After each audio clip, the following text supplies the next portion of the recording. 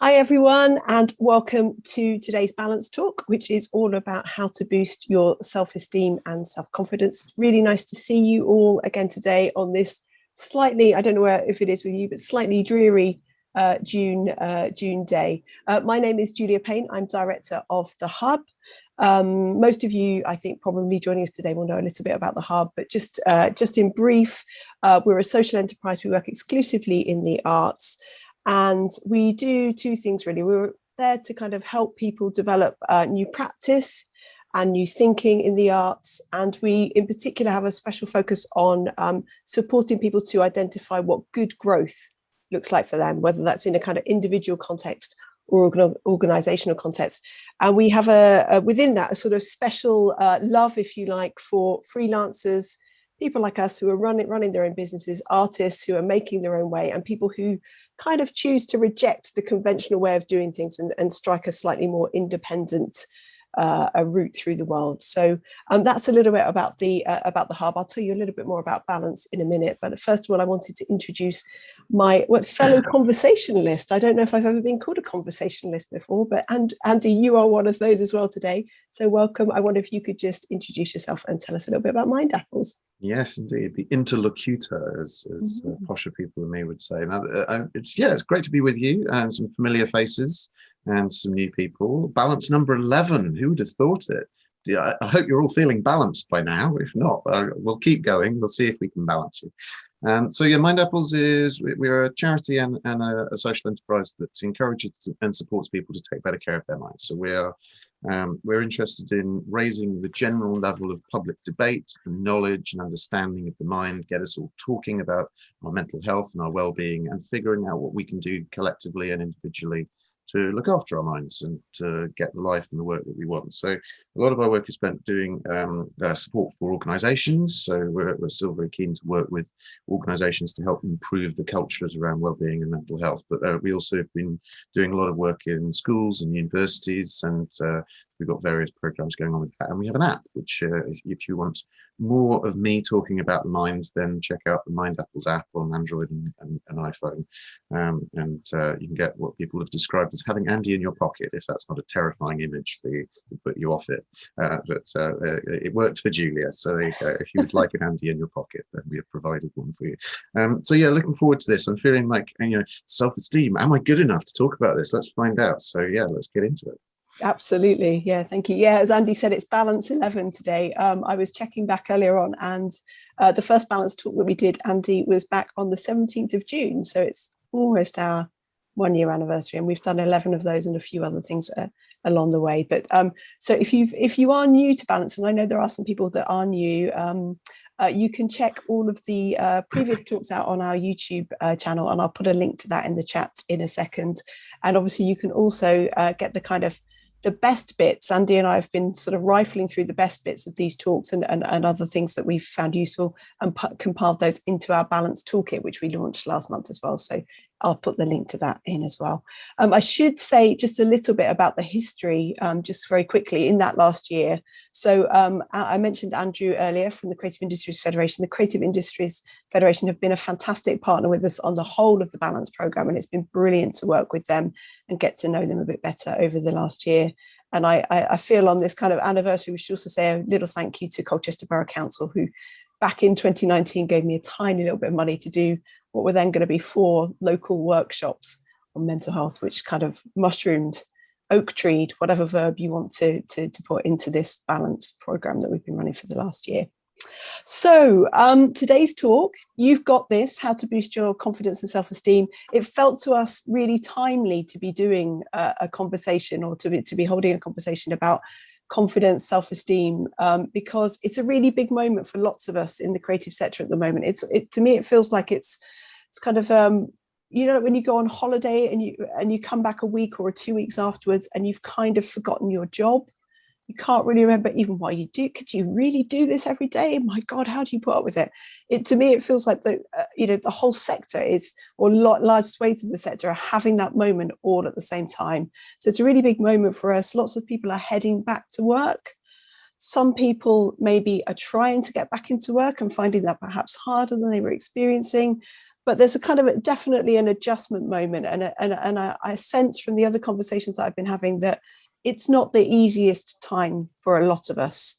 Some of us might have some fear, some insecurities about it. We might have forgotten things. We're probably feeling less confident than we were when all of this kind of happened to us back in March last year.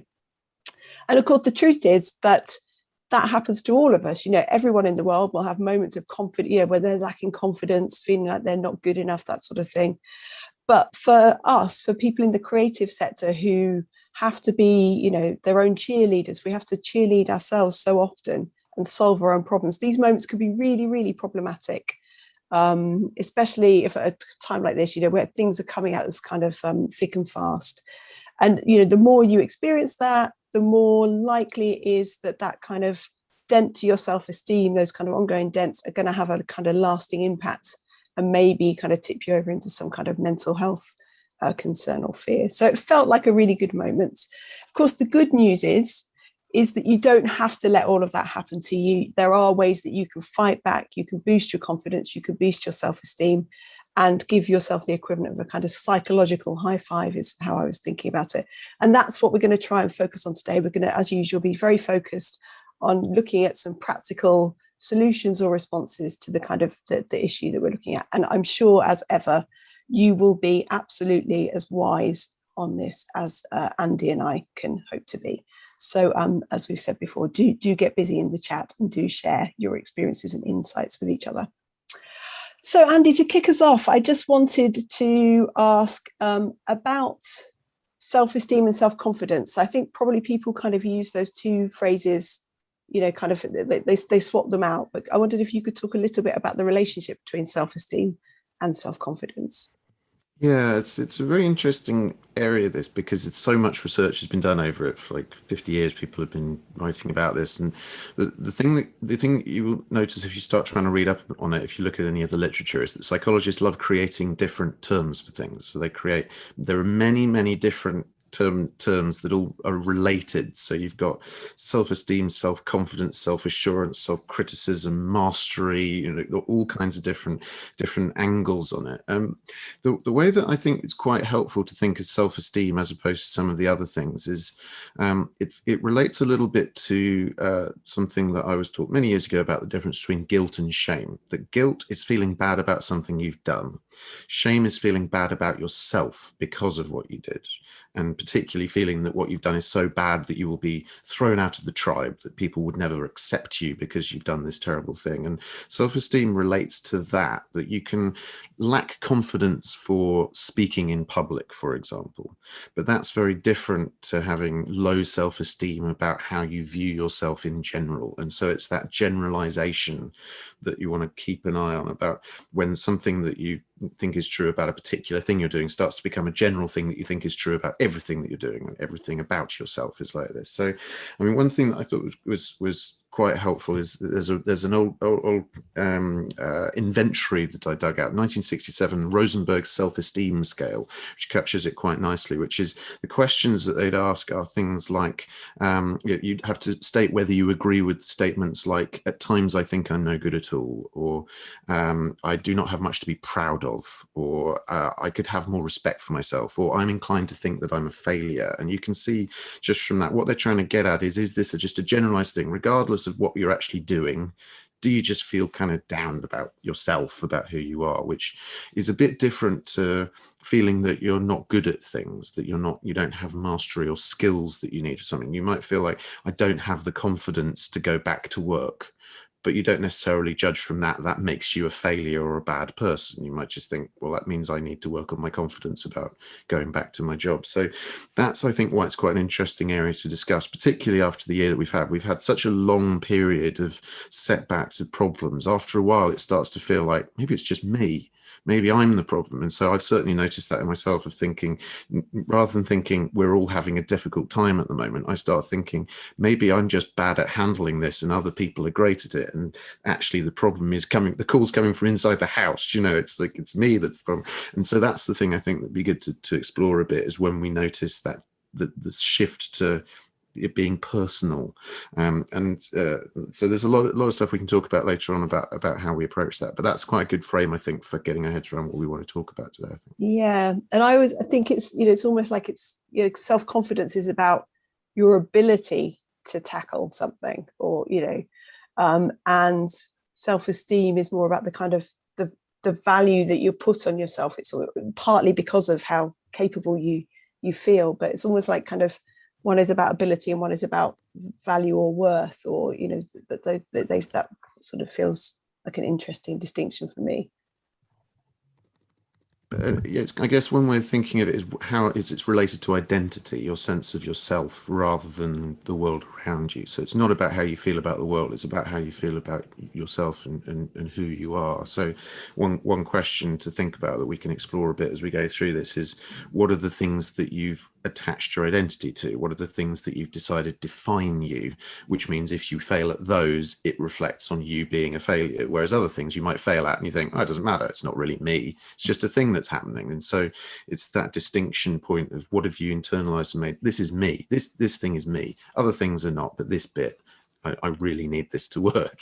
And Claire makes the point in the chat there about his society tending to kind of make it the person's fault to kind of personalize and individualize sort of external problems. I think that's definitely something. And somebody said to me, we'll come on to self-comparison a bit later, but somebody was talking to me about comparison in particular being a killer of joy. I think there's lots for us to unpick around identity as well. I think especially, as you say, at the moment where people are maybe going back to a job that was so tied up in their identity that it's a bit of a jolt to kind of go back to it. Or if, as we've talked about before in quite a few of these chats, where people are no longer able to kind of hold on to that identity, or finding it hard to hold on to that identity because circumstances have forced them to do something else during the pandemic.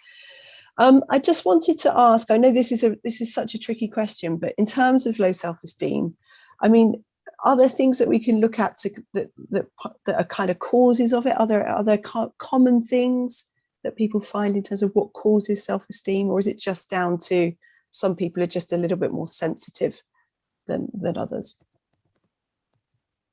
It's a mixed bag, I think. Some of it relates to personality traits. So one of the things that's been going on with the studies of personality and identity is that a lot of the studies of personality traits have kind of been coming up after all of the self-esteem research was developed. So there's been a lot of attempts to try and figure out, how does this relate to personality?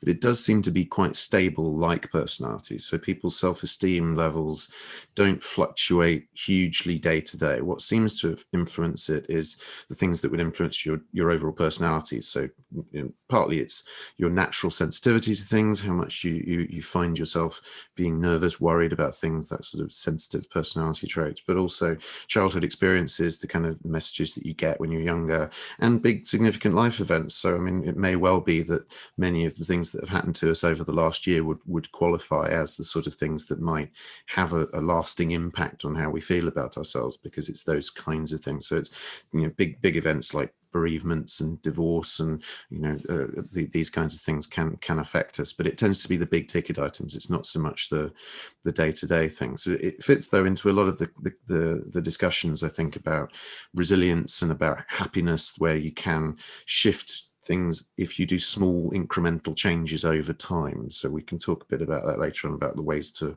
influence it ourselves. There does seem to be some effect that we can have on it, but a lot of it has been discussion around children, about how do you build self-esteem in kids, because then we carry that through. So if you started with that going into the pandemic, that will buffer you a bit, and so but yeah, it's interesting how stable it is one strange thing. I mean, I feel sure that this is going to come up because it comes up so often in these talks. But in this era of kind of like social media, where it just everybody puts their perfect life up on show.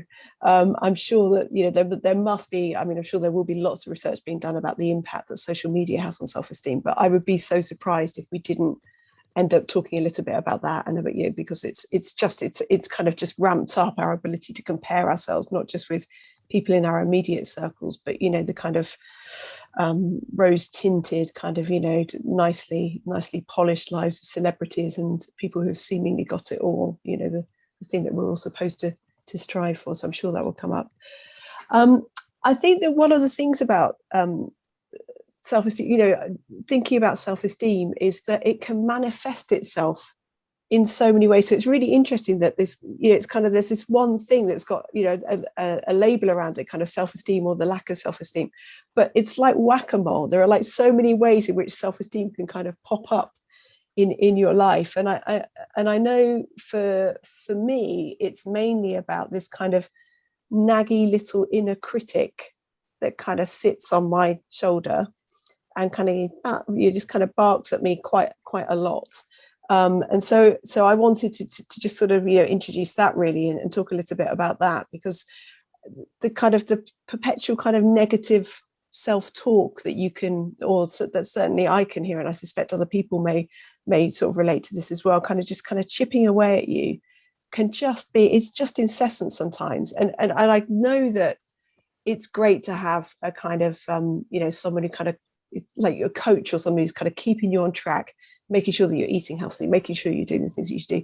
But it's when that kind of inner critic, the voice gets too loud, I think that you experience problems. Or like you were saying earlier, where it becomes kind of definitive. I'll never be able to do this. I'm always this. I can't do this. It's a very, very kind of definitive statements that actually mean that you get more stressed. This is what I've noticed, because they're kind of telling you that you can't do things or you'll never be able to do them. So you get stressed because things that should feel easy start to feel difficult, because you've got this kind of inner critic just chipping away at your self-esteem or your self-confidence. And it just means that you feel less able to do things, but also you start to limit because of that. You're sort of a bit like with, I guess it's because it stresses you. So you get this kind of idea that your view is narrowed and you can't spot the opportunities. So it's this kind of downward spiral of, just go further and further down because of this blooming inner critic sitting like a parrot for some reason on your shoulder. Yes, it's definitely the bird, the way that your mind Yeah, it's a bird, isn't it? It's bird-like. Yeah, and there's one thing that's quite strange though, is that there seem to be slightly separate things of self-criticism and low self-esteem. They're not exactly the same construct, and so there's been some psychologists trying to argue that actually there are different things to look at here. You could have low self-esteem and but that doesn't necessarily mean you will always have self-criticism, because that's slightly habitual. As part of that is the habits that you have of how you talk to yourself. Similarly, you can also have self-reassurance.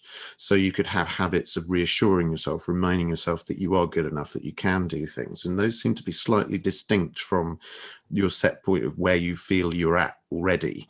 And so you can, for example, have high self-esteem and an inner critic. There are interesting examples of that, where people feel outraged at suggestion that they're not good enough, and feel violently angry at anybody suggesting that they failed at something, but also privately are kind of going, well, everything I'm doing is terrible. And so it's the sort of part of it is realizing that you can separate those things out a bit, that you don't necessarily have to think all deeply about your identity in order to address the habits you have around how you talk about yourself. And the bit that's worth thinking about is something Martin Seligman proposed about attitudes to resilience and sort of positive thinking. And we talked previously about the risk with resilience of, I think as Claire said, trying to make it people's fault, but in some ways, one of the things that we need to do is try and break that sense that it's all personal responsibility, because he argued that one thing you should watch for is when you make things pervasive, personal, or permanent. And so something happens and you think it's permanent, this is always going to happen forever, or it's pervasive, it happens all the time in every domain of my life, or it's personal, it only happens to me and doesn't happen to everyone else. And so it's partly looking at some of those habits of mind that we develop about the explanatory frameworks we have for the events that happen to us, and we can kind of mitigate that feeling of self-doubt by having good habits around it. I mean, well, that's really encouraging, isn't it? We can come on a bit later to talk about some of the habits that you can build to kind of deal with some of this. Such an interesting point that Martin Seligman there about the 3 Ps. I'm going to christen that the 3 Ps and take that away with me. The other one the other sort of manifestation, I suppose, of self-esteem that I hear talked about a lot, and that I lots of the programs that I work on end up sort of focusing on, is this idea of imposter syndrome. And I have to admit to struggling a little bit with that, not struggling with imposter syndrome, but struggling with the notion of imposter syndrome, because it feels to me like it's it's turning something which in my mind is kind of something that lots of people suffer from, kind of momentary kind of lapses in confidence, anxiety that you're not good enough, anxiety that feeling like you don't belong. And it's kind of turned into something that is in particular often attached to women. And I think that's why I hear a lot about it in the creative sector, and particularly working in music. Lots of music programs will focus on kind of the imposter syndrome that women for instance, in the music industry feel. And so I struggle a little bit with this, because I don't think it's only women that struggle with it. And I think there are lots of other reasons why women will feel left behind or left out, or there's lots of sort of societal reasons for that. But I think what's interesting about imposter syndrome, which I think dates back to the 70s, is this. I read a great book on it by Valerie Young. It's called something like The Secret Thoughts of Successful Women. Again, it's all about women, which I find slightly annoying, but there you go. And she talks about the kind of 5 personality types, or kind of competencies, I think she calls them. And it's things like the perfectionist, superwoman, the kind of expert. There are 5 of them, and they're all sort of different tropes and different rules that you live by. But they all, to me, speak to more about kind of just self-doubt, rather than something that is specific to women and is in any way about being an imposter. I don't know what you think about that. Yeah, it's interesting as well. If it's laid mainly at women, that it's almost reinforces itself. It's like women have all these imposter issues, not men. They're really confident, and it's actually even implicit in the kind of targeting of it. It's sort of it adds to. And we talk about suffering from it as well. It's the language around it is just so interesting. I don't know what other people think. I'd be interested to hear in the chat, but. Yeah, I mean, it is definitely a common thing, I think, that you can have. So I think the previous Archbishop of Canterbury, I don't think it was Rowan Williams, I think it might have been his predecessor, said in his whatever the name is for the speech where they start, not an inauguration, that's president. They said, if you tapped any random member of the British public on the street on the shoulder and said, they're on to you, run for it, 90% of us would. Because we all have that slight feeling of being found out. This sort of realization I had, I suppose, was realizing that the adults that were running the country weren't any more any better at it than I would be. And so, like, this sort of realization, there are no grown-ups who've got all the answers. We've all just got to try and contribute to it. But it's strange, the kind of imposter thing. It's partly like with all these things. It's where do you relate it to? What do you feel is the imposter bit? For example, do you think you're a brilliant creative, but you feel like an imposter anytime anyone pays you? Or do you feel that there are certain situations where you feel like, okay, this is beyond me, but actually for some reason you feel like, well, I could sort that out. So there are, for example, people who feel highly skilled but still feel like they're not good enough. And there are other people who feel like they have no skills, but they have a sort of sense of, well, it doesn't matter that I've got no skills because I'm me and I'll figure out how to get through it anyway. So it's oddly detached from our assessment of our own competence, that it's possible to actually think, I am good at this, but I still feel like I have no right to do it. It's strange how much it seems to be related to our sense of social position and relationships rather than whether we're actually good at anything. It's much more about the way that other people see us, or that we perceive other people see us as having the right to be here, the capacity to do it. One thing that really helped with me is I remember a friend telling me a story of how his mum had gone to a board meeting for a hospital trust as one of the patients, because they had representation from patients, and another patient stood up in the meeting and said, my name is Mike and I have a diagnosis of schizophrenia. Today I've taken my medication, but the next time I come here I might not have done, and I may not make any sense, and I'm a patient at this hospital and I have a right to be here because my voice is important. And it made everybody sort of think, oh, right, if maybe that's the thing I can offer, is the reason I'm useful is that I'm a different voice, is that I'm not the sort of person who's normally supposed to be here. So flipping that sense in your mind, you don't have to change your opinion of yourself. You have to change the opinion of the way that other people should see you or value you, which is very interesting indeed. Yeah, Claire, 3 cheers for that. It's a very interesting story. It's absolutely right, isn't it? One of the things that really helps me is to just think, okay, well, I'm just me. I'm me, I'm unique, I can't be anything else. Well, I can, I could build these habits that we're talking about, but I'm me, and I'm a work in progress. that's the other thing that the kind of dawning realization, which probably didn't happen until a couple of years ago. I'm slightly embarrassed to admit, but the idea that I'm a work in progress, that just helps me so often. It's like, okay, well, I haven't quite nailed it yet.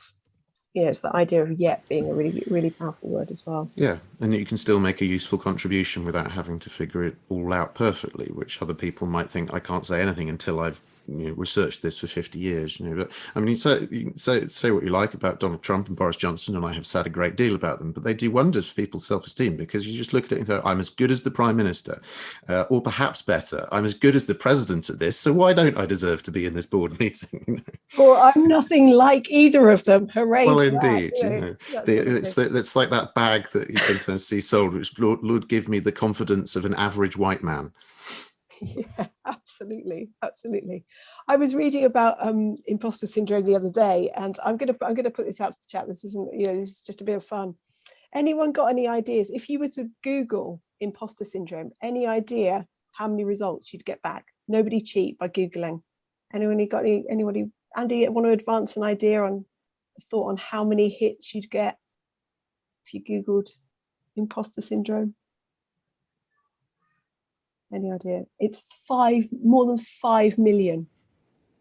Wow, 5 million things about imposter syndrome. And it was only invented in 1978, so it's doing pretty well. So yeah, we love a syndrome. So yeah, I just think that's amazing. 5 million hits if you do something like that. Are there I think you get 103 million for self-esteem. Well, this could be what we all spend our day to do. The rest of the day, exactly. This could be a new hobby of mine. Andy, I've talked about inner critic, kind of negative self-talk, and those imposter syndrome things. But are there other manifestations of sort of low self-esteem that you've come across? Well, not that you've come across personally, but that are kind of generally out there and thought to be sort of major factors.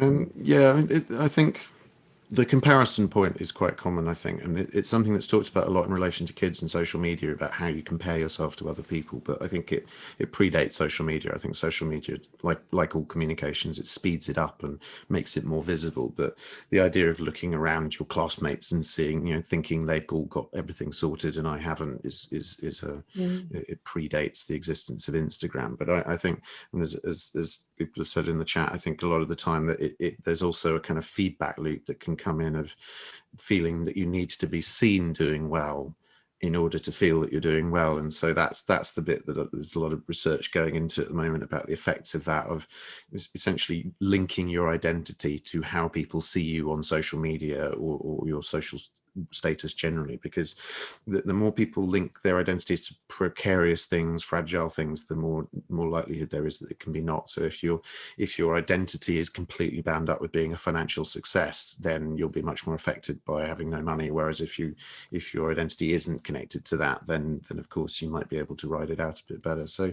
there's definitely some things around comparisons about where we think we should be, but a lot of it, I think, is to do with relationships and status, and that feeling, particularly if people have been discriminated against. These kinds of things seem to knock our self-esteem. So it's one of the big themes, of course, with diversity and inclusion, and trying to get more conversation about this, is the long-term effects on kids of being discriminated against, or on adults as well. One thing that's really interesting on this, it's not directly related to self-esteem, but it kind of is, which is the famous black doll, white doll experiments on racial attitudes done in the US, which, if you haven't looked them up, they're very depressing. But it's what they found is that after not very long in school and socializing, very young children, you could show them a doll of a white child and a doll of a black child, and ask them what they thought about the child, and the kids would say that they thought the black kid was a bad kid, and that included the black children. So the black children had been influenced by the discrimination around them to think that people that look like them are bad. And so it's quite pervasive at quite an early age. And so a lot of it is that the discrimination, I think, needs to be really mentioned in all this. The way that people treat us and see us starts to become internalized quite early on. Yeah, there's messages that we receive about whether it's gender or race or what, family status in the family, that sort of thing.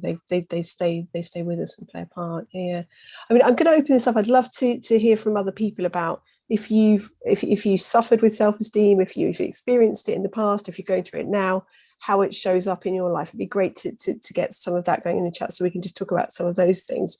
I wanted to go back to what you said about relationships though, because I think for me, the other thing that is so bound up in this is this idea of like people pleasing. And it's a nightmare for someone like me who's, so a lot of the work that I do is also consultancy work where I'm working for clients, delivering work for them. And I use this analogy that being a consultant is like every day is like exam day. Every day you have to do your best piece of work because this is work that people have invested lots of money in. But people pleasers, they go above and beyond to kind of gain validation. That external validation is so important. And I know from personal experience, you can tip very easily into kind of that becoming so important that you begin to neglect your own needs or not think about them, those sorts of things.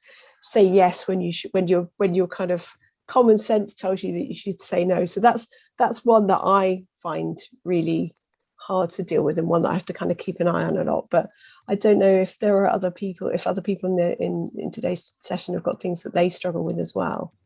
I can add something as well, which is sort of I was thinking about in the previous question, but actually relates nicely to what you've just said there, which people in the chat may have experienced this too. It's that it's possible to have quite a high sense of your own mastery and capability, but a low sense of your self-worth. And I think I've certainly experienced that at times, and I know a lot of people who have that. Actually, you could, for example, end up thinking, I've got all these skills and I need to use them to help people, even if it causes me to burn out and harms me, because I don't matter. What matters is my skills. The things that I can do for other people are the important bit, not me being okay. And so it's interesting to think it doesn't just show up in feeling useless. You can feel highly capable, but not look after yourself in that, or see that you deserve the same things that you wish for others around you. So it's interesting to think. I think I see that a lot, particularly in the charity and social enterprise world, of people who they know they're very good at things, but they will happily risk their health in order to do good things in the world, because it doesn't matter, does it? It's only me. It's only my health. Who cares? And of course, the irony is that through doing that, they're making themselves less able to do the things that they know they're good at and that are making a real difference. Rachel's just put in the chat that Rachel Long has published a devastating poem about this called Steve.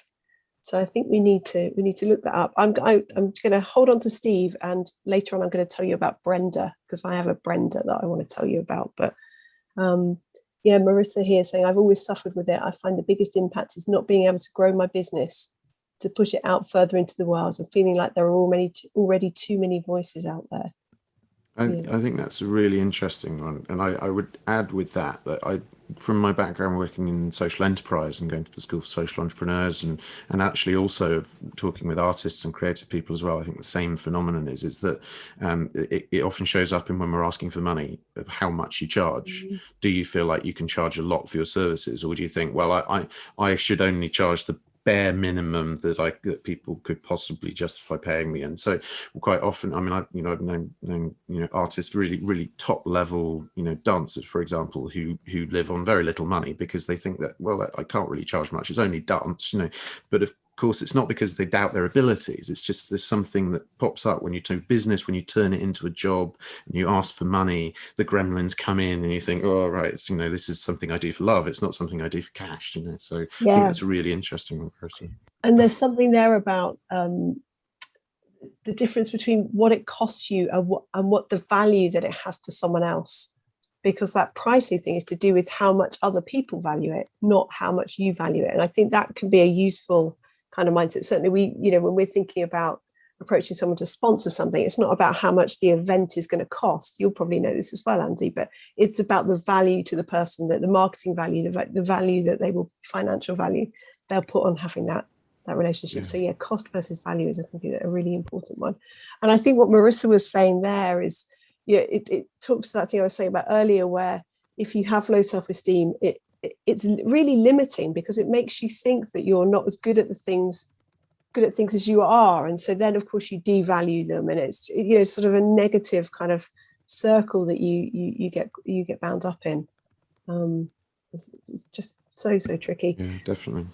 And it's definitely that thing of trying to figure out what the value is to other people. You can immediately see why it's socially constructive, why it's so much about relationships. You might have real confidence in your abilities as an artist, but it's in the relationships with others, how other people value you, that suddenly the gremlins appear, which is exactly what I was saying about it. A lot of it is the stories that we've been told by others about our worth rather than our own personal assessment of what we're doing. We could think, actually, I do wonderful stuff, but I can't seem to charge for it, and it's very interesting how these get decoupled, I think. But Yeah. one thing I've found as well is respect for the people that you're doing things for as well. Actually, one of the things I've tried to do is to say, actually, whatever I do, even if I'm going to give it away for free, I will set a high price for it, because it makes me think I need to make something valuable. I need to do something good here. So even if you end up saying have it for free, you've at least set a benchmark of saying we aspire to make this something that people will value, that they will think this is good, this is worth paying money for, that this has added something to them, because it's a good mindset to get into about how we do the work. What about self-sabotage, Andy? I mean, that lots of people, I think, well, I guess some people may relate to this idea of self-sabotaging, where you create obstacles, you kind of apportion the blame to something or someone else, to kind of cover up or sort of put the lid on fears or worries that you might have about your own abilities. That's part and parcel, I guess, of sort of low self-esteem.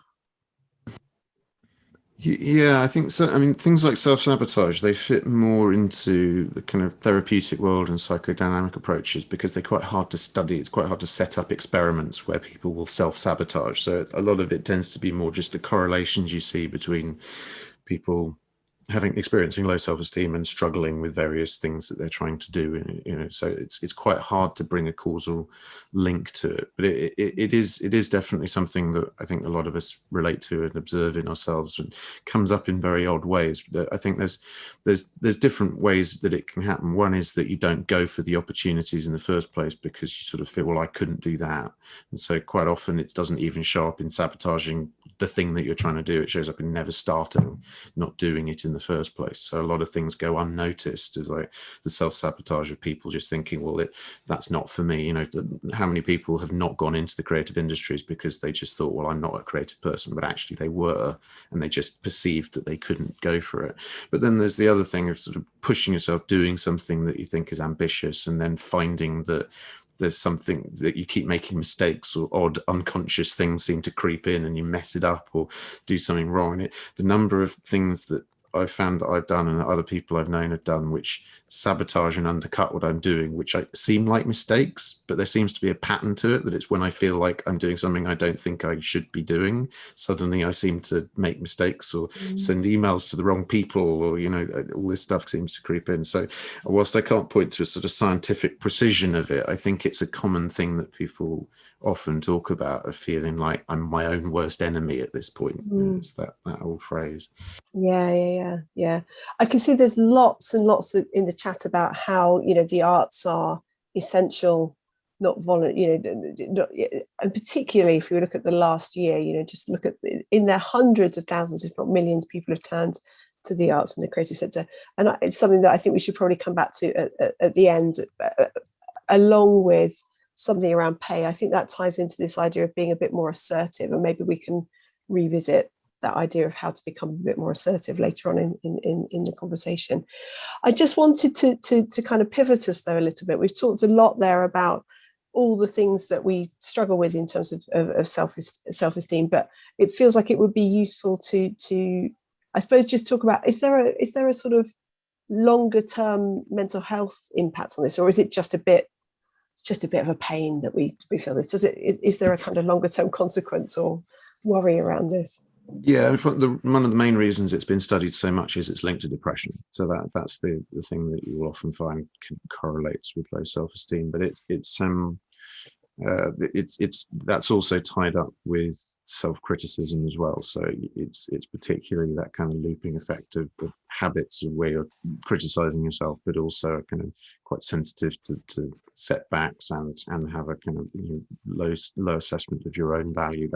That's a very common pattern combination for people who suffer from depression. And it's that pervasive, permanent, personal thing. Again, depression is often taking things that have happened and generalizing them, making it feel like everything will be like that. Every day will be as bad as the bad day that I had.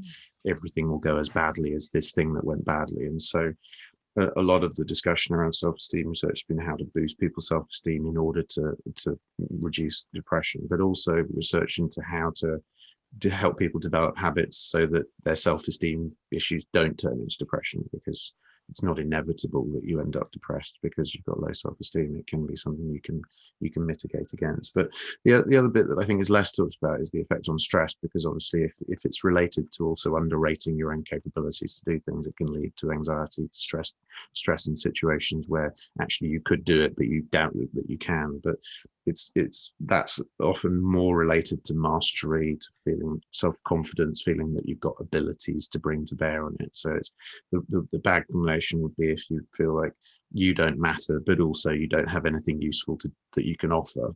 You may well find things are overwhelming as well as depressing. So there's a lot. It's very bound up with a lot of common, because that notion of stress kind of narrowing our focus, that we can't be really inventive and think laterally about solutions or anything like that. We just get sort of stuck.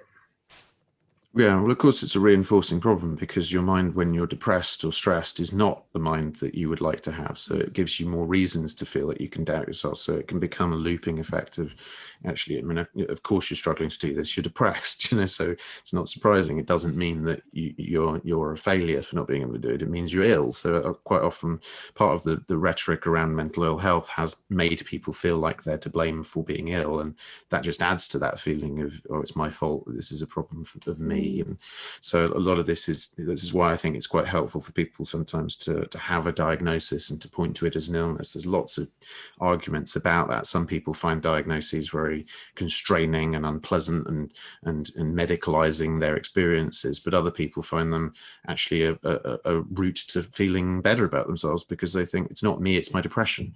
Like that famous book Black Dog, it's not me, it's the black dog that is making this go wrong. It's to detach it from your sense of self and make it a thing that you're doing or that's happening to you. Yeah, there's a great quote that I read the other day by the designer Diane von Furstenberg, who said this. I love this, it's so brilliant. You're always with yourself, so you might as well enjoy the company. I thought, what a great thing, what a great quote that is. There's another one which I really love, which is from my guilty pleasure film, which is the very, very saccharine rom-com The Holiday, which me and my best friend watch every Christmas. But there's a great line in that where Kate Winslet discovers that she's not the leading lady in her own life. I was like, wow, that is such a great line. You've got to be the leading lady in your own life. But then I saw this from first book, and I thought, that's great as well. You're always with yourself, so why not enjoy the company? I thought that's such a lovely thing to take with you every day. That reminds me of a line from a Shins song, which is, a movie so crass and awkwardly cast, even I can be the star. Oh, great stuff. Thank you. So I mentioned, Claire mentioned this poem called Steve earlier, and I wanted to bring up Brenda. So because I just want to go back to the kind of inner critic thing and maybe start to shift the focus a little bit towards how we can start dealing with some of these, the kind of consequences of low self-esteem. So this nippy little bird-like character on my shoulder is called Brenda. And I can't remember when she became Brenda, but she became Brenda a while ago. And I've definitely found that giving this inner critic a name, in this case Brenda, I don't know why Brenda. I had a lovely auntie Brenda when I was little. I'm not quite sure how Brenda has ended up being this person, but anyway, Brenda it is. And it's great because what it means is that Brenda is separate from me, a bit like you were talking about the black dog. The black dog is separate, Brenda is separate to me, and it means that I can actually have conversations with Brenda and have a bit of an argument with her. And I find that taking a slightly defiant stance against Brenda really, really helps me, because I'm a little bit chippy anyway. I always like to think of myself as the underdog. I'm fiercely independent. So I'm not going to take any of this crap from Brenda. I'm going to call her out. Whereas if it's just me, this kind of internal voice, then I listen to it a lot more. So I don't know if that helps anybody else that struggles with the inner critic thing, but find your own name. It doesn't have to be Brenda. You can have Brenda if you want. But I found that really, really helps. And also there's something about just saying the things that Brenda's saying to you out loud. You just realize that they sound a bit ridiculous, or they sound really harsh or unfair. Whereas again, if they're just in your head, for me, certainly they're a bit more sort of believable. But there's also techniques around giving it a silly voice as well, imagining it as a ridiculous voice. Right, I get to give Brenda a voice. Yes, indeed. Which is a bit meh anyway, but maybe I can give her a... Yes, but if you turn it into something even sillier so that she seems absurd, that's quite helpful. So yeah. Not the nagging or unpleasant voice, but ridiculous Brenda. Yeah, make them silly. That's quite important. Yeah, but I also wanted to pick up on that thing about being chippy, because it's something we should talk about. Is like what are your techniques for it, but it strikes me that is one of like, how do you deal with kind of self-esteem and trying to cope with it? And I recognize that in myself as well, this idea of trying to make a virtue out of feeling like you're not supposed to be there, or you're not as good as all the other people, to be like, no, I'm a chippy underdog, I'm going to try and do this against the odds and win, and if I succeed it'll be in spite of all of my problems. Yeah, and totally. and it's a funny little mechanism for doing that. One thing that I remember being told by a friend who worked in magazines and cultural industries back at the start of coming up with Mind Apples, is he said, aim to be the mainstream. Don't aim to be an outsider that's trying to do something quirky and unusual. Try and actually replace the dominant culture. Have the confidence to say to yourself, you're not an underdog, you are right, and you are the person who's figured out how we're all going to be talking about mental health in 10 years' time, and just go around and behave like that. And so we did, and sure enough, now most of the mental health sector uses quotes from our original campaign website in the way that they talk about mental health. It's absolutely common now for people to say, we all have mental health, for example, which was our slogan back in 2008.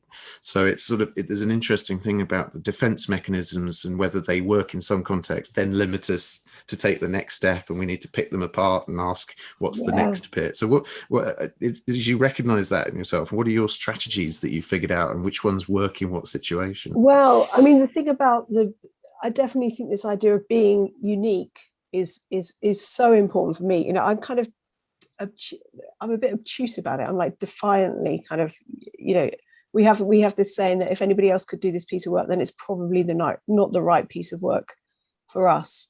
And I remember saying to a coach many years ago about I can't be a consultant like everybody else. And if I had to walk into a room that was full of consultants, I would try and find a different door to walk through, because kind of thinking very visually. But I think the thing that helps me, we talked about Brenda, but I think just the work in progress thing has really, really helped me. I might not fit in yet, or even with this program, this was quite a big leap of faith for me. I'm somebody who works in the creative sector. That's where my area of expertise is. But I'm so interested in how we as a sector can look after ourselves better, particularly freelancers and people that are employing themselves perhaps in ways that aren't brilliant for ourselves. So I had a degree of trepidation around that, but I just thought, I'm going to treat this as a learning experience. I'm going to approach it instead of with fear, with curiosity, and think about how I can grow. So I think that's probably, without me even realizing it, one of the other tactics. And the other thing that I try to do when I have had the conversation with Brenda and I've got a bit of distance from it, is I try to think about the language. And again, I'm really interested in language. I talked about it earlier, but just making it less intense. So I can't bear this. It has a lot of kind of energy around it and angst and everything. But if you can turn that into, I'm finding this a bit challenging, it just takes a bit of the sting out of it. So, and makes it, oh, it's a challenge. Okay, well, I'm good at overcoming challenges. I'm really solutions focused. There's a little bit of a shift for me there. I think that helps. But the big one, I think probably most of all, is just thinking, give yourself a break. You wouldn't talk to any of your friends you wouldn't let Brenda talk to any of your friends like this. So why are you letting Brenda talk to yourself? So just being a bit more kind of compassionate, which is tough if you don't think, if you've got low self-esteem. I appreciate that's tough, because you don't think you're worth being looked after. Yeah, it's interesting. It relates a bit to Bhavini's comment about trying to talk to yourself like a best friend. So Yeah, there absolutely. it does seem that self-reassurance is actually quite a good buffer against depression if you've got low self-esteem. Just developing an inner monologue where you remind yourself of the things that you've done well. You kind of keep track of the successes. Just finding that you've got someone talking to you that's kind. And I think a couple of people mentioned that it's sort of, if you work on your own, your inner voice is your only voice you hear a lot of the time. So making sure that it is kind to you actually does seem to mitigate a lot of the effects of this. And so it's something that comes up a lot in these things about making lists of the things that you've done well or trying to think positively. But the person to read up on this, if you're interested, is Kristen Neff, who writes a lot about self-compassion, and it's principles like accepting your feelings, so allowing yourself to feel sad or overwhelmed or scared and not leaping to judge that, and considering that actually what you're experiencing may be normal and that other humans may also have doubts and worries, and that you're not alone in that. Trying to wish for yourself the same nice things that you wish for other people, so it's a lot of this is that building that habit of self-reassurance and self-compassion can actually mean that you can still feel down about yourself, but it doesn't get to you as much. It doesn't influence you as much. You've got this buffer against it, this protection. Yeah. The other thing that I feel like I should mention, because it's down to a lot of people that are probably on this call, is I have a bad day file on my computer. I think I've talked about this in another talk. So if I'm having a day where I just feel like I'm a bit rubbish or I'm not achieving in it, I just go to that file and I've got all the emails that people have sent me that have said, you're doing really great. We really value what you're doing. And that can be so helpful on a day when you just think, this is all utterly pointless. I'm rubbish. I just can't get this thing done. So I would definitely cut and paste all those nice emails and store them somewhere nice. It really works for me. Really, really works for me. Yeah. Andy, I wanted to come back to this comparison thing. How can we, because it does feel really toxic, and I think social media is making it more so than ever. How can we stop kind of scratching that itch, that kind of urge to kind of compare ourselves, and if we can't, how do we stop worrying so much about what people think about us? How do we tackle those things? Yeah, it's interesting. The two may not be quite the same. Your own comparisons to others and the judgments you make about yourself may be very different to what other people are actually saying. So, I mean, I've often had that disconnect of how people see the work I do versus how I feel about it. And, people saying, well, you're doing so much good for the world. And I'm saying, no, I just feel like I'm selfish. I just do things that I'm interested in and I'm not really being useful to anyone. And I mean, the big one for me actually has been over the years, because I've been doing this a long time. And of course, a lot of the people that I was talking to when we started have all gone in different directions. So, I mean, Headspace came to our launch event. Now they're in this $1 billion company and living in LA and hanging out with Tom Cruise, so and various people that I work with on the early sort of ideas around stigma campaigns and public wellbeing promotion have all gone on to become MBEs and Knights and all of this stuff. So there's a lot of comparisons that I could look at, and it's got to me at various points. I've sort of sat there thinking, I'm just running this little organization, and I where's my house in LA, but after a while you start thinking, what I've done is I've gone with a very small organization and no background in this area and had an impact.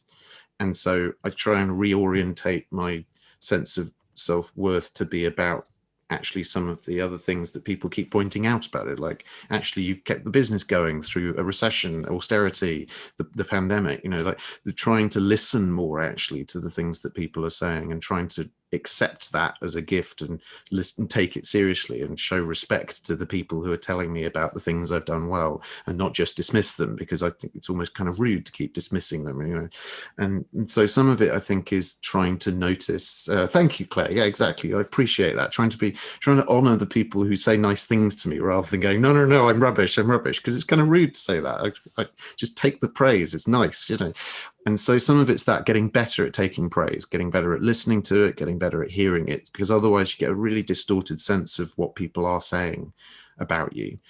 The other thing is, I think the way that I use social media, the way that I talk to people is perhaps has changed over the years, that I've got much better at disengaging from Facebook, for example. Most of my social media interactions are Twitter, and it's mostly about ideas.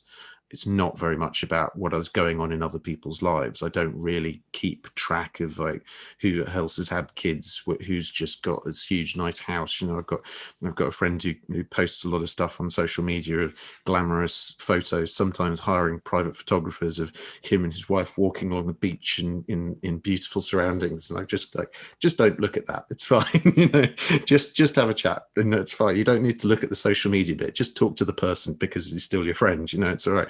And so yeah, that kind of thing, a combination of take the good bits, not just the bad bits from what people tell you, and try to avoid ogling at what the neighbors are doing and peering over the garden fence, because you're never really going to know what it's like for them anyway. But they're all habits that you have to practice and work at.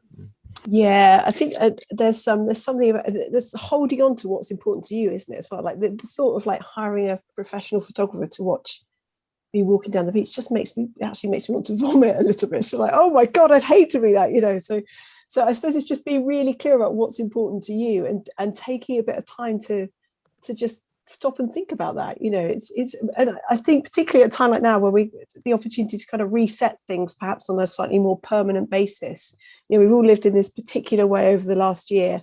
It's kind of, this is probably the moment where we just think, okay, what are we going to take from the last 12, 15 months that we want to take forward? I know we've covered that in a previous talk. We've had a few false starts along the way, but just really, really understanding what's important to you and what makes your life brilliant and where you're headed, I think is really important. The other thing that I've found really helpful is celebrating the small wins and having somebody who will do that with you. Because when you're stuck in this kind of negative self-talk, it's really hard to spot the wins, particularly if you have tipped into, you know, feeling a bit more anxious or depressed or something like that. So somebody who can say, but actually this week's been really good because you did this or this or this, and like a kind of buddy who can do that with you can be really helpful, I think. Yeah, and it does also. I mean, I feel bad disparaging my dear friend, you know, but it's. I think one thing that I think I would add to it is it's a really important thing, particularly at the moment, I would say, is to try and be happy for other people. Because I think that one of the things is compassion is a general thing. It's not just about compassion for yourself. It's being happy for others. It's compassion for the world around you. And the difficulty we've got at the moment is that, of course, this has been a very unequal pandemic. Some people have become much wealthier. Other people have lost their livelihoods. Some people have been very affected by the disease. Other people have been able to retreat to, you know, safe places and get all their groceries delivered. So, I mean, speaking as somebody who's often been on the, you know, the better side of it than other people I know, I feel kind of bad about that. But actually, it's quite important for all of us to be able to look at other people doing well and think, well, I'm happy for them, because otherwise the bitterness can really get to you. I think it's it's kind of insidious. And I think it's funny how much wishing well for other people seems to boost our sense of our own value as well. It's a really nice thing for the soul to be able to say, like, actually, I'm just really happy for my friend that he's having a nice time, and I can genuinely feel that, rather than feeling like, oh, look at him, hiring a photographer, you know.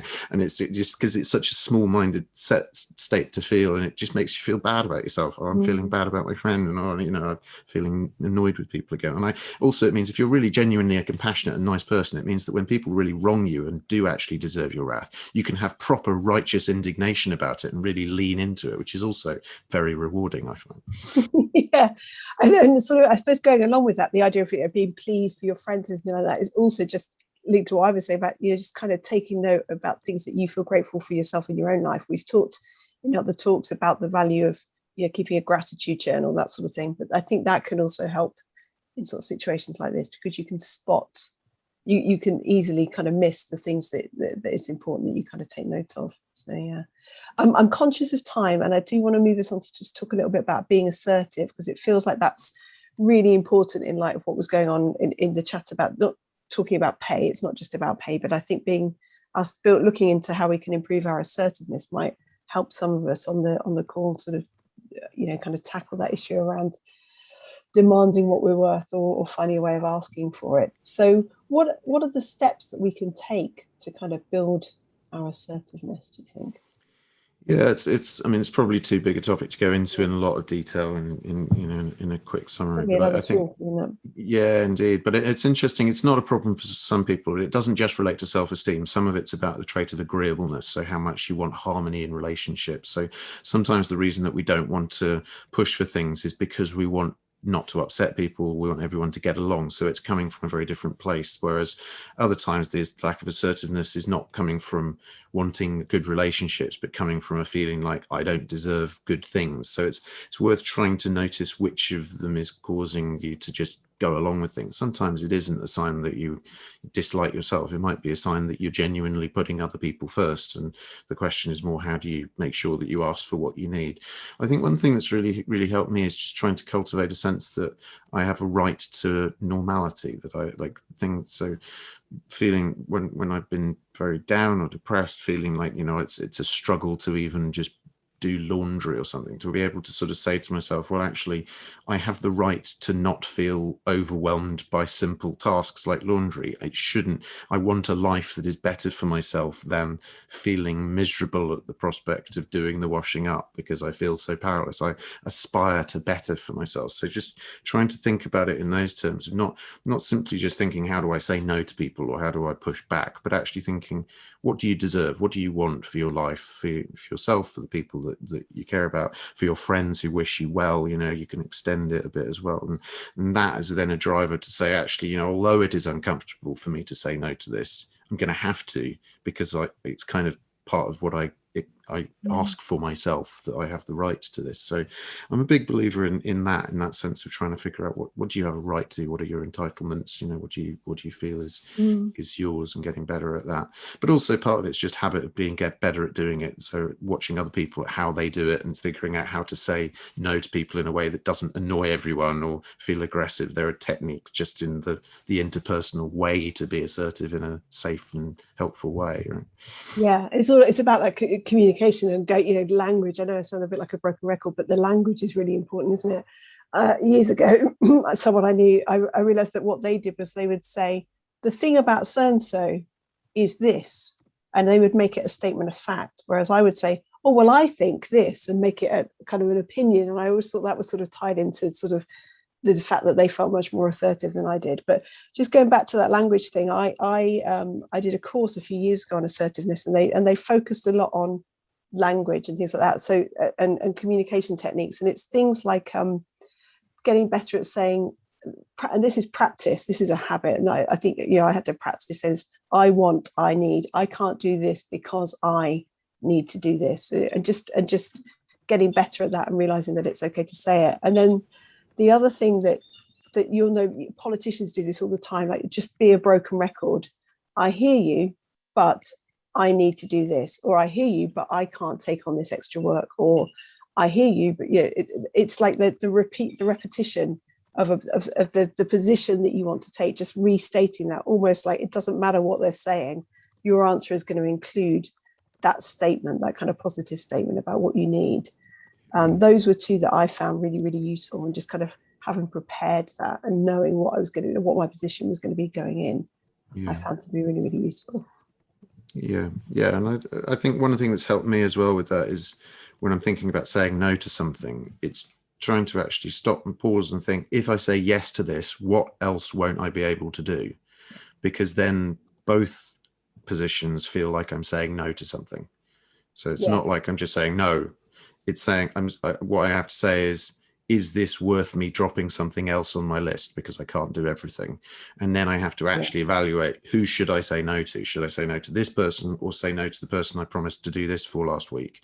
And then it doesn't feel so much like I'm just being difficult. It feels more like I'm making prioritization choices and I'm saying what I have capacity to do. I think the problem comes more when you think, well, my route out of this is that in order to avoid annoying anybody, I will just work all weekend. And that's the thing to watch for. Yeah. Well, because what you're looking for is the kind of win-win, isn't it? You're looking for, like, I can't do this now, but I could do it next week. And that, so there's a kind of win-win in that somewhere as well. But I definitely think it takes practice, and I have to kind of prepare. If I know there's a conversation where I feel like I was going to say I'd be under attack, or just be asked to do something that I know I would normally default to going, yeah, that's fine. Of course I can work all weekend to do that. You know, you have to kind of, I have to have my reasons lined up in advance. Just picking up on what you said about not being able to do everything. I feel like I always have to put in a plug for this book because I just think it's such a good book. But Busy by Tony Crabb is a great book. He talks about surfers and how, you know, the analogy is good surfers know they shouldn't try and catch every wave. You just try and work out which wave it is that you're going to catch. And there are just so many waves coming in. You just have to pick the right ones. And that kind of marks out a skillful surfer from someone who's just sort of starting out. We're going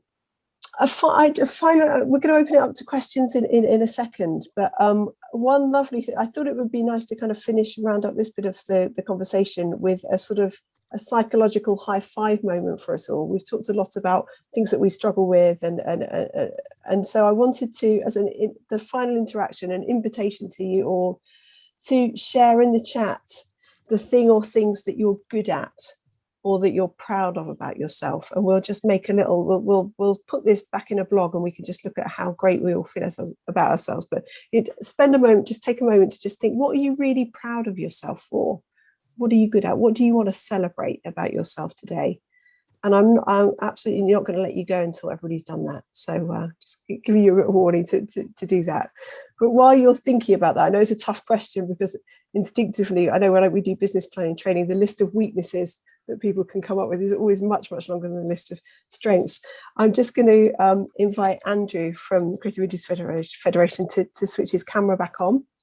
Hi, Andrew. Nice to see you at your first balance talk. My first balance talk was absolutely fascinating. So much that resonates, you know, with all of us and with me as well, especially.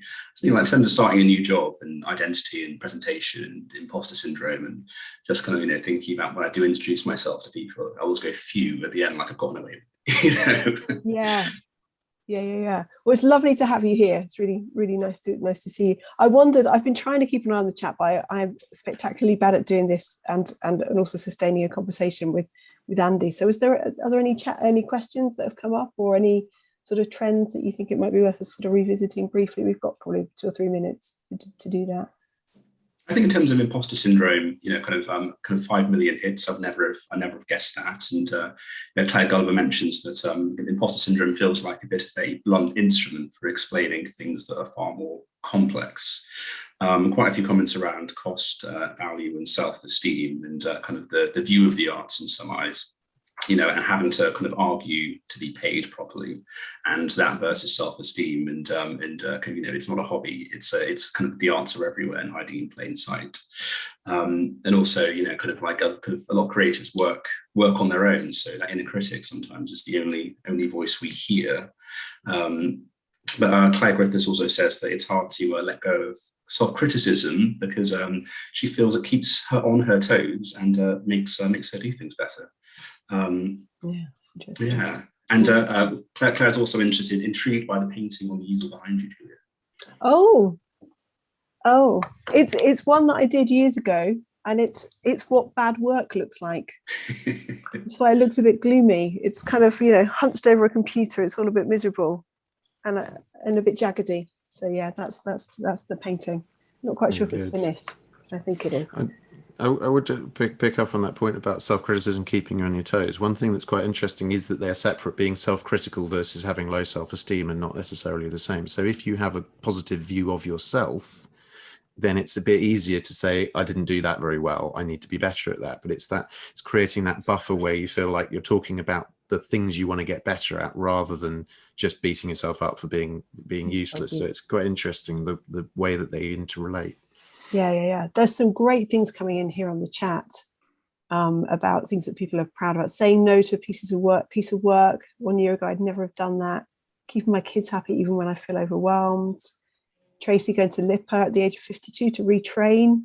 And I know you really are delving into your passion about light, Tracy, because I've talked to you about your work. Started my own studio in the middle of the pandemic. Uniqueness. Scheduling proper time out to prioritize well-being in this way.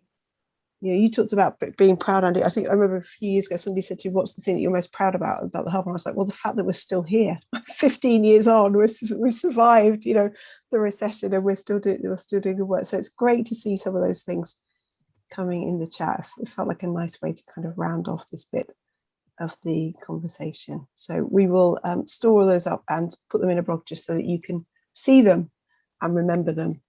Although you can, of course, save the chat. But thank you for doing that. And if you're still working on it, carry on working on it. We've got a couple more minutes. We're just going to overrun a little bit. Andrew, thank you for doing that summary. It was a lively chat, so that was a sterling effort there to try and sort of summarize that. This is your first balance talk. I wondered if you wanted to just introduce yourself a little bit and talk a little bit about your role at the Fed. I know we have got some Creative Industries Federation members here. So yeah, thank you. So I've been at Federation about a month. So it's been great to join the team and kind of work with their, join their current work and their policy work. We're kind of launching a report next month. So it's a comprehensive snapshot of insights into the creative industries, which will hopefully provide a kind of be a go-to intelligence resource for all members and stakeholders, and it will focus on education skills and innovation and kind of regeneration post or as we look to rebuild kind of after the pandemic and COVID. My job specifically is to kind of boost our business support offer to our members, and developing a business critical resource which is useful for our members, which we're looking to launch in September, and thinking about kind of what features we have, in terms of kind of business support, legal support, kind of what we're doing in terms of ESG and D&I leadership, kind of human capital, kind of access to finance, having a finance information wall, and developing a co-working space offer across that kind of works regionally, and also kind of having mentoring as well. So looking at kind of how we're packaging that up ahead of the kind of membership relaunch. Anyone who is currently a member will have automatic access to the refreshed membership tiers. But hopefully, kind of we're looking at we want it to kind of cater to like the designer maker market, and also kind of those that are looking to kind of like scale and grow. So so hopefully it will be a very useful business resource. But this also is only going to work if it's developed with creatives and with our members. So any feedback, in terms of what you'd like to see from kind of the Federation in terms of business support, there's different ways of calling it. Call it various things, but we will support you and your work. So you want to develop an offer that's relevant and continues to be value for money as well. So any thoughts or any kind of insights in terms of kind of how we can continue to support them, please do get in touch with me, and I'm happy to just have a chat about what you're doing and kind of what we could do to support you. Thanks, Andrew. Would you be okay to pop your email address into the chat? Absolutely, yeah. That would be fantastic. Thank you. Thanks for that. And yeah, it's lovely to have you. Thank you for joining us. So just before we wrap up, sorry, we have overrun a little bit. I just wanted to say a little bit about what's coming next. So we talked about this being a year from when we did our first balance talk. It's actually the last talk of this series. So we're going to take a little bit of a breather over the summer, July and August, take a bit of time. And during that time, we are going to be inviting you to tell us what you would find useful going forward. It's so tricky to know where we are as a sector, as individuals, with all the kind of changes and the roadmap changing and all those sorts of things. So we just thought it was a good moment to kind of pause and reflect and ask you what you would find useful over the coming months. So we'll be doing that in the next few weeks. I think definitely via a survey, but also doing some smaller group chats with you as well. But I do want to say that we have got some other things going on still with Balance. So we have 2 training sessions running at in July. One is called Taking Care of the Business, which is all about business planning for people who are a little bit allergic to business planning, and the other one is about the art of pivoting. So if you're finding yourself at a bit of a crossroads, at a junction, and need some help figuring out which way to go, that might be the course for you. And both of those, you'll find details of those on the blog on the Hub website, which is thehubuk.com/blog. And I'll try and type that in the chat as well if I can. So those are happening in July. The closing deadline to apply for those is this Monday, the 28th. So some work to do over the weekend if you want to apply for those. And of course, I wanted to mention the toolkit, which has been such a big part of mine and Andy's life for the last few months. We launched it last month. We've just dropped a whole load of new content on there in the Balance Your Mind section. lots of stuff around, well, all sorts of things about anxiety, burnout, all sorts of things. So if you've signed up already but haven't been there for a couple of weeks, do log back in and take a look. There's lots more stuff on there. And if you haven't yet signed up, thehubbalance.com, it's free to everyone. All you need to do is to just create yourself a little account, and then you'll be able to access all of the 100 plus or so resources that are on there, many of which are based on the talks that Andy and I have done together over the last 12 months. So do check that out. Before we go, I was going to invite you, I should say thank you obviously to Andy and to Andrew for coming along, and to Matt for keeping an eye on the tech. And thank you to you for being a lively and friendly and really trusting bunch as usual, our lovely Balance community. I'm going to invite you to turn your cameras on for the now customary goodbye moment. Those of you that haven't been to a Balance talk before, this is where we come together to say goodbye, and rather than just doing a sort of awkward Zoom goodbye, we have a little pose that we strike together. And this month, the pose is say something that says, I've got this. I've got this under control. You can bugger off, Brenda. I'm totally fine. So I want, on the count of 3, your best I've got this pose before we say goodbye. So 1, 2, 3, I've got this. Brilliant stuff. Hopefully we've caught that on a little screenshot there, and we'll share that with you again as well. So thank you very much.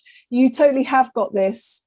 I was looking in the chat, there's some amazing things in there, and better than that, you've also got each other. So how amazing is that? That's a brilliant thing to realize, isn't it? So thank you so much for coming, and we will see you again very soon. Take good care, everyone. Thanks, everyone. Nice to see you. Bye.